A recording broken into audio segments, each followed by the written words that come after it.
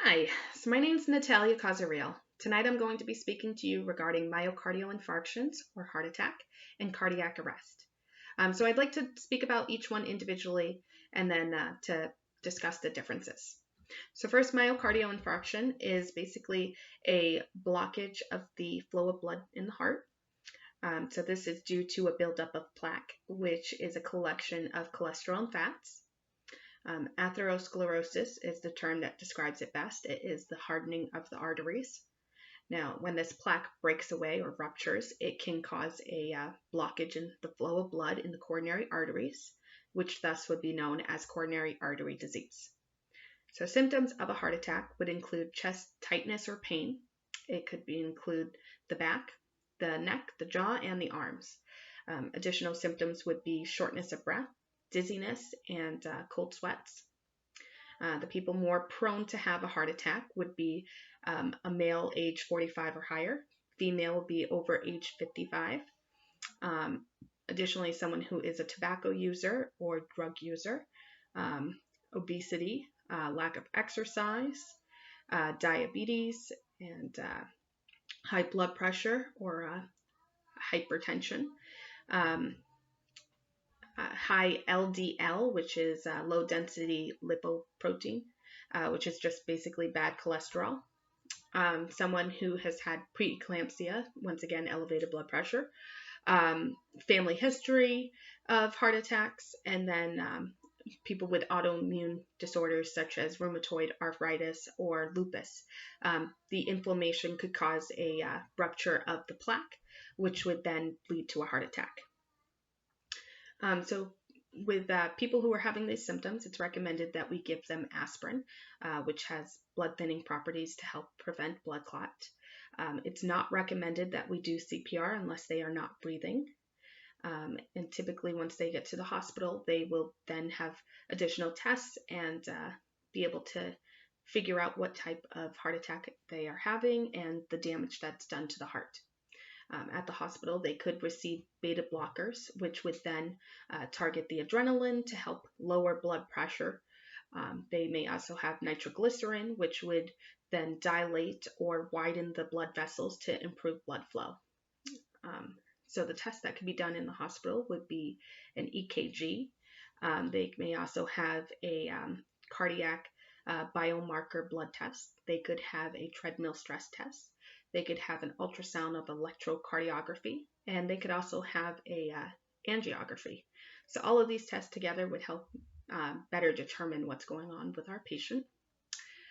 So if somebody is having these symptoms, it could be related to spasms of the coronary arteries. This is usually because of tobacco use or more commonly drug use, such as with cocaine. It could be related to coronavirus. That's because coronavirus could cause damage to the heart, which could also lead to a heart attack. It could be elevation of ST elevation myocardial infarction, or it could be a non-ST myocardial infarction. So basically with those two, the ST is looking at the ST segment of the electrocardiogram, and it's seeing if it's elevated, and if so, that could indicate that it has a full blockage, which would be more severe.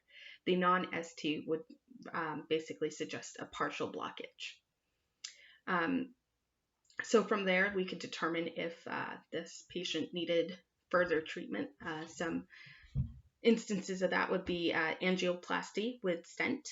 So this procedure involves them using a X-ray fluoroscopy to place a catheter into either the arm or the groin, and they go into the blood vessels and basically guide this catheter to the blocked artery, where they can inflate this balloon that pushes the stent against the buildup of plaque, thus allowing to improve, break down that plaque, crush it, and improve the blood flow. And then the stent stays in place. It's actually pretty cool. And then once the stent is in place, they would then remove the catheter. So another procedure that could be done is the coronary artery bypass graft.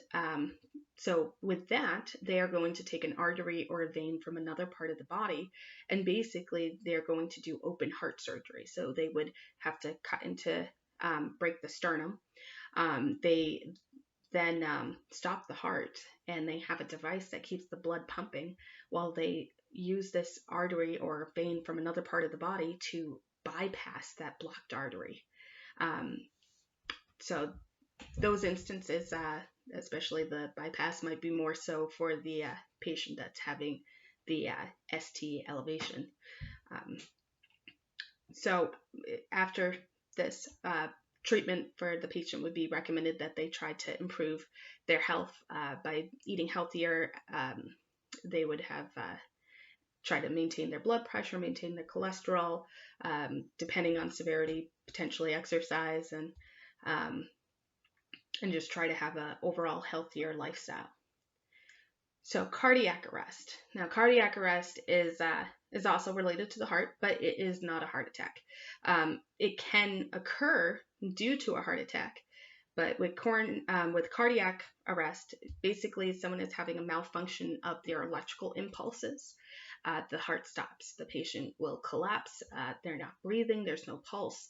They need immediate medical attention within minutes, or they could die. So it's very serious stuff. So with that, it's recommended that the patient have an AED, which is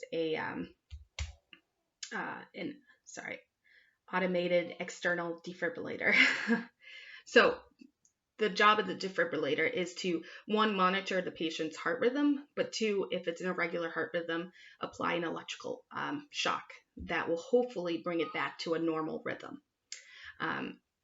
The patient could also benefit from CPR. So we would be doing chest compressions, rescue breathing, and hopefully all of this together would help our patient. Once they are breathing again, they could be brought to the hospital, and they could receive therapeutic hypothermia, which is just a fancy way of saying they're going to try to cool the body to help prevent the death of cells and improve the brain. Now, they could also have an implantable cardiac defibrillator after this. That is similar to the AED. It monitors the heart rhythm. If it's irregular, it could give it a little shock. So both of these instances, the patient needs attention as fast as possible, more so with cardiac arrest. But they're two separate instances of cardiac events. All right, so that is my presentation. Thank you for listening.